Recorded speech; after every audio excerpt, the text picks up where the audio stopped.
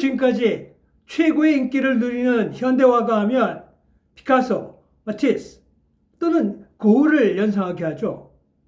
네, 맞습니다. 그들은 현대미술의 대표 화가로서 군림을 하고 있었죠. 하지만 언제까지 그들만을 동경해야 할까요? 이제는 시대가 변하며 새롭게 인기를 끄는 독보적인 화가들이 우리의 동시대에 존재를 하고 있습니다. 과연 우리가 잘 몰랐던 현존하는 최고의 화가들은 누구일까요? 언제나 어려운 미술을 쉽고 재미나게 풀어드리는 레차트의 대원쌤입니다. 오늘은 기존의 인기 화가 랭킹과는 좀 다른 각도에서 새롭게 인기 화가들을 한번 알아보려고 하는데요. 사실 이런 주제는 다소 주관적인 면을 담고 있습니다. 하지만 우리는 언제나 이런 랭킹에 대해서 궁금해하죠. 물론 랭킹은 랭킹일 뿐 아마 여러분들 스스로에게 각자만의 랭킹이 분명히 있으실 거라고 생각됩니다. 그럼에도 불구하고 저명한 미술 잡지에서 통계와 수치를 가지고 랭킹을 잡아봤는데요. 오늘 제가 그것을 기반으로 분석하여 여러분들에게 새로운 랭킹을 소개할까 합니다.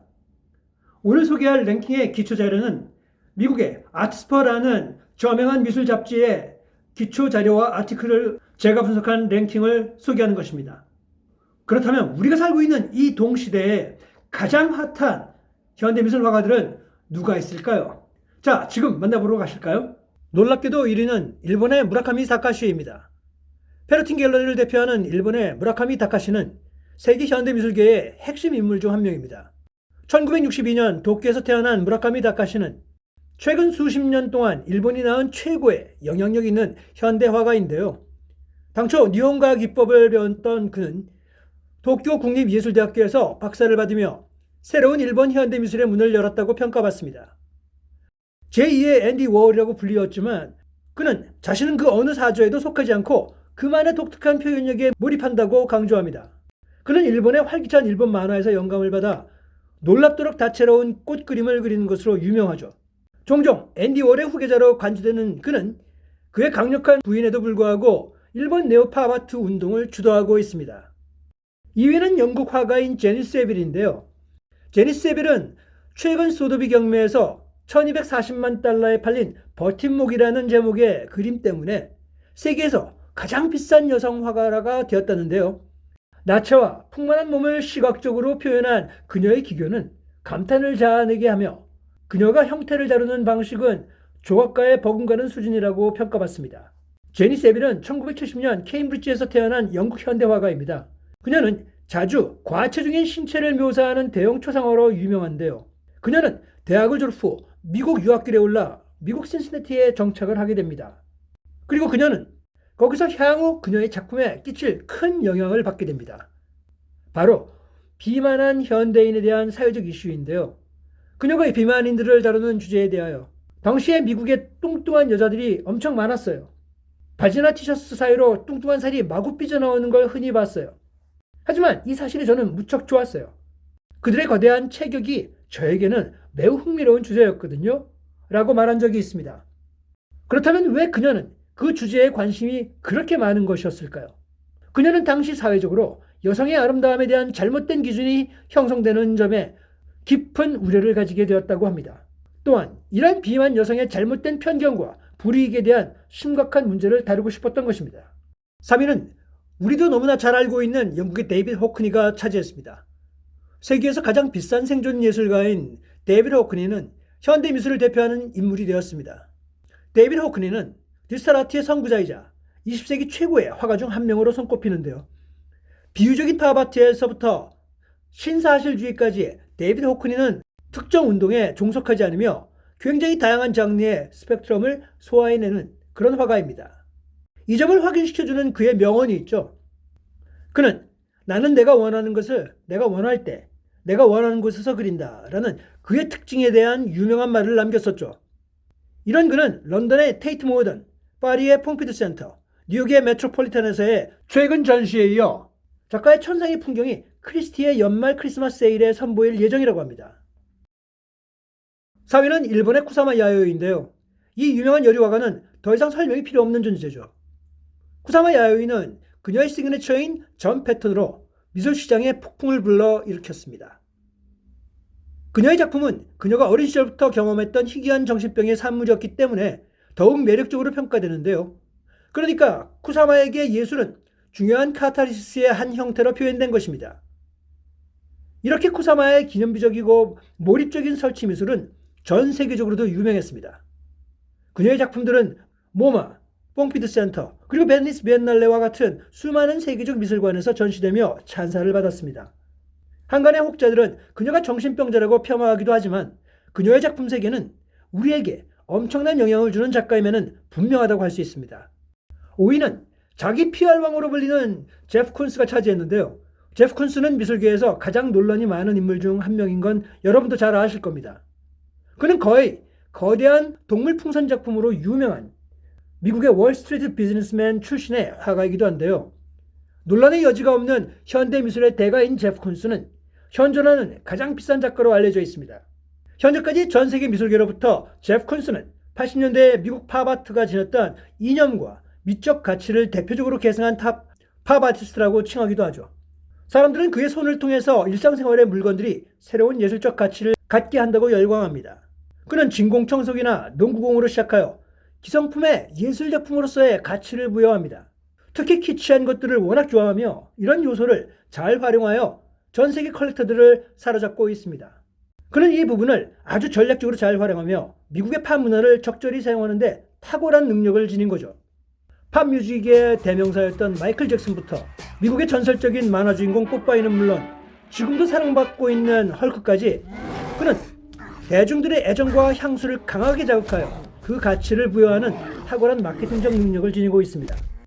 그런데 아이러니하게도 그의 창의적인 접근 방식은 세간에 많은 비판을 불러일으켰습니다. 많은 비판의 이유는 그가 직접 작품을 제작하는 것이 아니라 작업 스튜디오를 두고 조수들에게 작업을 시킨다는 그런 사실에 집중되어 있습니다. 이 부분이 많은 사람들에게는 쿤스가 진정한 예술적 작가가 아니라는 그런 비난을 받게 되는 요인입니다. 6위는 중국의 아이 웨이웨이가 차지했는데요. 그는 반정부 화가로도 유명합니다. 독립적인 중국 예술계의 중요한 인물인 아이 웨이웨이는 사회적 이슈에 대한 적극적인 작품 활동을 벌인 대표 화가입니다. 인권을 위한 투쟁에 참여하고 중국 정부에 공개적으로 반대하는 그는 자신의 작업으로 많은 청중에게 다가가는 데 성공했다는 평가를 받습니다. 아트 리뷰 잡지는 그를 가장 영향력 있는 현대 화가 중 한 명으로 선정을 했는데요. 아이 웨이웨이 작품은 그 규모가 방대하고 사회나 체제에 대해 비수능적이며 도발적이어서 전 세계적으로 큰 반향을 불러일으켰습니다. 특히 그는 젊은 시절에 미국에서 공부하며 장기간 거주한 영향으로 중국의 독재 체제에 대해 큰 의문과 저항을 나타내게 되며 중국 정부의 강력한 통제와 핍박을 받게 됩니다. 하지만 이런 존재감 때문에 그는 세계적으로 더 큰 관심과 호응을 받게 되며 그의 사회적 메시지와 예술적 표현력이 크게 인정받으며 유명한 영국 테이트 모던의 해바라기 시를, 호주 빅토리아 국립미술관의 1,500개의 자전거를, 그리고 심지어 베이징 올림픽 메인 스타디움인 새 둥지 건축 프로젝트에 참여하기까지 엄청난 크기와 창의성을 보여주기까지 합니다. 종종 윌렘 드크닝이나 프란시스 베이컨과 비교되는 영국 화가 세실리 브라운은 추상미술과 구상미술 사이를 자유로이 넘나드는 작품을 대표하는 핫한 작가입니다. 그녀의 예술은 에로틱하고 폭력적이며 때로는 혼란스럽고 관능적인 실루엣 때문에 유명 콜렉터들의 많은 관심을 끌었습니다. 이런 세실리 브라운이 현대미술의 선두적인 인물이 되고 있다는 데는 의심의 여지가 없습니다. 세실 브라운의 경우 그녀의 테크닉적인 탁월한 능력은 여기저기를 넘나듭니다. 세실 브라운의 작품에 대한 또 한 가지 꼭 짚고 넘어가야 할 부분은 바로 우리 사회에서의 페미니즘에 대한 탐구와 사색, 그리고 이런 사회적 현상에 대한 화가로서의 문제의식 제기를 나타내는 대표적인 작가로 평가됩니다. 사우디우스 로펙 갤러리를 대표하는 독일 화가 앤섬 키퍼는 현대미술 시장의 주류 화가입니다. 앤섬 키퍼는 1945년 독일에서 태어난 대표적인 사회적, 정치적 민감한 이슈를 예술적으로 다루는 대표 화가입니다. 2차 세계대전 직후 태어난 그로서는 유태인의 학살에 대해 큰 충격을 받았다고 하는데요. 그는 역사에 대한 강한 관심을 갖고 성장을 하면서 유태 정신에 심취해서 나치 정권 이래 다시 태어나는 독일에 대한 변화를 표현하고 싶었다고 합니다. 큰 캔버스에 굵은 분놀림과 어두운 색조가 특징인 작가의 스타일은 독일 나치의 과거를 공개적으로 다루고 기억, 유산 및 복잡한 과거를 다루는 주제를 탐구합니다.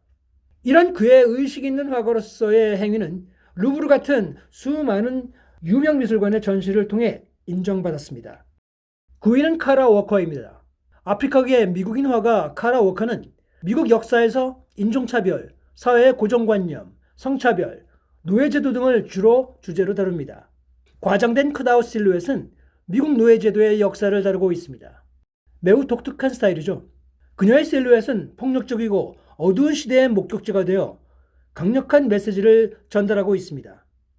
역시 그녀의 작품도 대표적인 현대미술관인 테이트 모던에서 웅장한 설치 전시를 하기도 했습니다. 마지막으로 10위는 장 미셸 오토니엘입니다. 프랑스 조각가 장 미셸 오토니엘은 많은 사람들에게 유리 거장으로도 알려져 있습니다. 그의 다채로운 공중 설치물은 베르사유의 왕실 정원에서 파리의 빨레 루아얄 지하철역에 이르기까지 모든 곳에서 전시되었는데요. 공중에 떠있는 오토니엘의 뛰어난 작품은 보는 사람들의 눈을 즐겁게 합니다. 물론 이런 랭킹은 매체에 따라 다른 결과들을 가지고 있는데요. 하지만 전반적으로 볼 땐 보편적이며 또한 흥미로운 그런 결과라고 생각되는데요. 최근의 동향에 관심을 두는 것도 미술의 흐름을 이해하는데 큰 도움이 될 것이라고 믿습니다. 그렇다면 여러분들의 랭킹 탑 10은 누구일까요? 오늘 이 영상을 보신 후 한번 뽑아보시면 어떨까요? 오늘 내용이 좋으셨다면 구독과 좋아요 그리고 알람 설정 꼭 부탁드리고요. 많은 댓글도 달아주시면 감사하겠습니다. 자, 그럼 다음 시간까지 안녕!